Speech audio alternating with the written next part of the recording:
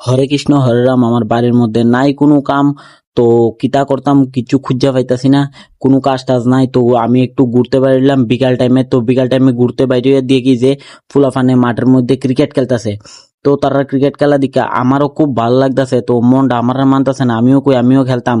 তো গিয়া দেখি ব্যাটিং করতেছে, আমি গিয়া কইলাম যে কিরে দে আমার দ্বারা ব্যাটটা দে, তুই তা পারতে না, দেখিস আমি কি তা ছক্কা মারি, ভাগি আনতে তুই ভাগ। আমি কত ছক্কা মারি কি বড় বড় ছক্কা মারি। তারে কইতাছি বল কর, এবার দেখিস কই নিয়ে ফাড়াই।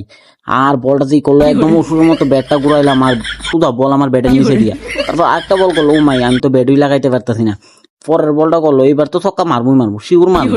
উমা ঘুমাই দেওয়া লাগলো না, ব্যাট কোন দিকে আর বল কোন দিকে। তারপরে কইলাম যে ব্যাটিং না আমার দ্বারা হইতো না, যা দেখিস আমি কিতা বল করি, আমার বল দেখতেও না। তুফানের আগে যাইবো, কিছু ফিল্ডিং সেট করলাম আগে, তারপরে বোলিংটা শুরু করলাম। ঘুমা বল শুধু আকাশ পথে কই গেল, নদীর মধ্যে গিয়া বল। তারপরে আরেকটা বল দেখা যাক কিতা করি, ঘুমাই দো তিন আর দুর্গা।